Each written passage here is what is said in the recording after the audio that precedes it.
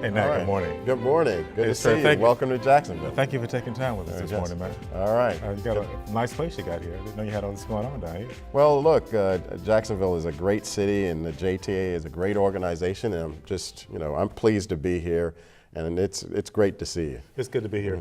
I'm mindful of your time now. This will take about 10 minutes. I want to talk to you about the COMTO Leadership Institute. Yes. But before we get into that, I want you to share with our audience, and our audience are our young people, our interns and emerging leaders. Tell us about your background and what you've been doing. Well, just in terms of my background, I never planned really to be in public transportation, but very early on, watching my father, who worked for the New York City Transit System and worked his way up through the ranks, it kind of became part of my DNA, just the whole challenge of running one of the largest transit systems in the world.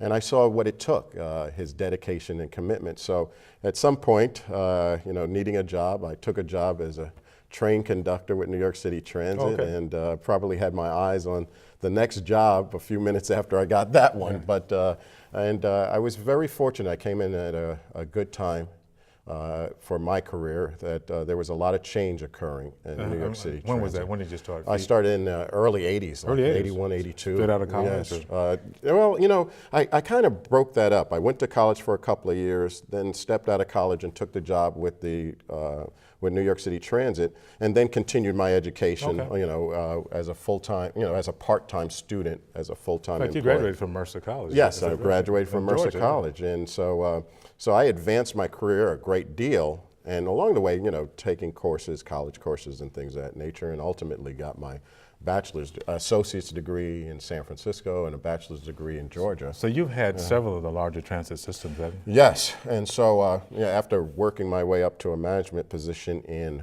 New York, I then went to work for BART in the BART system, and worked there for about 5 years, and got recruited and came to Atlanta. Started out as Senior VP of Operations, eventually Executive Vice President of Operations and Development, and CEO in 2000. And about 5 years later, got recruited once again for the San Francisco Municipal Transportation Authority.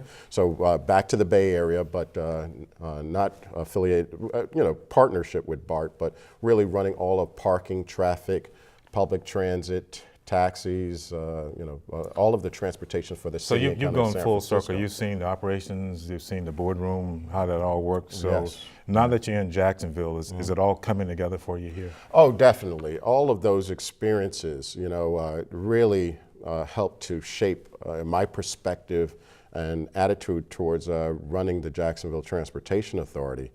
From the basic knowledge and really, day-to-day running of a New York City transit system, and what that takes to really have the core basic knowledge of how that works on a daily basis, and that tension and pressure of running that kind of an organization. And then moving to BART, which was one of the newer systems, one of the newer systems in the country, and running a commuter operation, which was a little bit different, an operation that touched different cities and communities, and not necessarily almost like a regional transit. More like a regional transportation system.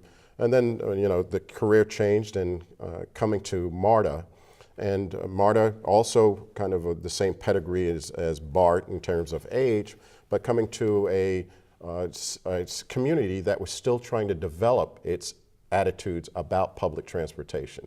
And even today, I think Marta still is working on those issues in terms of public transportation and who utilizes it. But you've seen Marta grow over the Yes, and so I came there right after the Olympics. A great deal of success. I don't think it's a secret that Marta had a key role in Atlanta landing those Olympics and helping to transport. So your colleagues, Bev Scott and Keith and those guys, so if you guys on that same train together. We were all on that same train together, and they've done a fine job taking those next steps, because most recently I know that they're in Clayton County, providing service and getting outside of the boundaries that Marta found itself kind of limited in. I want to switch gears on you real quick and talk to you about COMTO. How long have you been a COMTO member?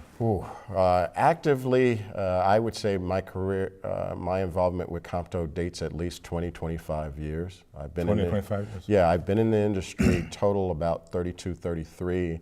And once I've gotten to the management ranks, that's when I started to first became aware of COMTO, and then actively participating either locally in a chapter and participating in every agency, taking a leadership role in terms of local chapter. I've got to tell you, Nat, that you hosted the conference here in Jacksonville a year ago. Yes. Really great job, man. It was super, really super. Well, you know, interesting, that was really the third conference that I was intimately involved with in terms of COMTO, because while I was in Atlanta, we hosted two. Right, I remember. And then we hosted the one here in Jacksonville. So for the Jacksonville folks, I walked in the door and, you know, 6 months later, I've got this conference, and you know, I think we really stepped it up to make so you sure just took it people. off the shelf and replayed Oh, the same definitely. flavor. It's important that you know, when you're hosting a conference like that, that people feel welcome and that we make it a great The experience. chapter did a magnificent job. I was here. Secretary Hagel stopped by and kind of made it special.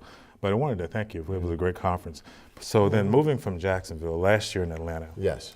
What did you think about the Atlanta conference? I think the Atlanta conference was a great conference, for a bit of a coming home for me, because I think a lot of my executive CEO experience came out of Atlanta and developed and honed a lot of my skills. And to come back and see some of the former employees, and then at the same time see my colleagues from around the country, it's fantastic. Atlanta's a great place. It is a good conference. Keith did a good job hosting that, and, Yes. and we're looking Hats forward. off to him and the COMTO team there. And we're going to Boston from Yes. here, and also your application where you got a chance to show off JTA's application in the registration area was great. Yes, yes, that's right.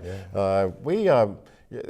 We have a great team here in Jacksonville, and we're trying to expand their opportunities and exposure. So it's very important to me, I think, as it relates to COMTO, that my organization, the staff here at the JTA, are exposed to these other transit systems and communities and network. Right. And get that experience and bring it back to Jacksonville, so we have a better transportation agency. You know as well as anybody, it's sponsorship and getting folks to support you.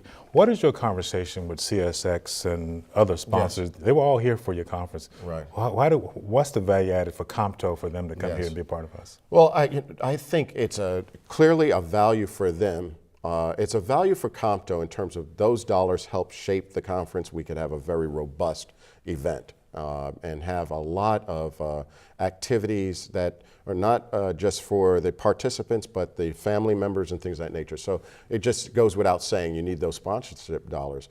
But I've also gone to sponsors or CSXs in the Jacksonville Port, for example, and some of those organizations in the airport here, and actually told them this is where you're going to find the cream of the crop. Right. And this is the opportunity for you to come to a conference or participate in this conference and find your next CFO, your next chief operating officer, and individuals that have some broad experience in Or your next media strategist. Or your next media strategist. So I think it's a win-win on both sides, for the sponsors and definitely for the COMTO organization. Would that be the same word of advice you would give to Celia Blue up in Boston as they get ready for the 44th conference? Definitely. And so the team of individuals who come from Jacksonville or any of our chapters, those are the best and the brightest in our industry. People of color who have worked very hard to establish themselves and develop their skills. And so I think the sponsors have an opportunity to sit down and network with them. Right. And look at a talent pool, and also look at business opportunities. Right. So it's about business, is what you're saying. That's right.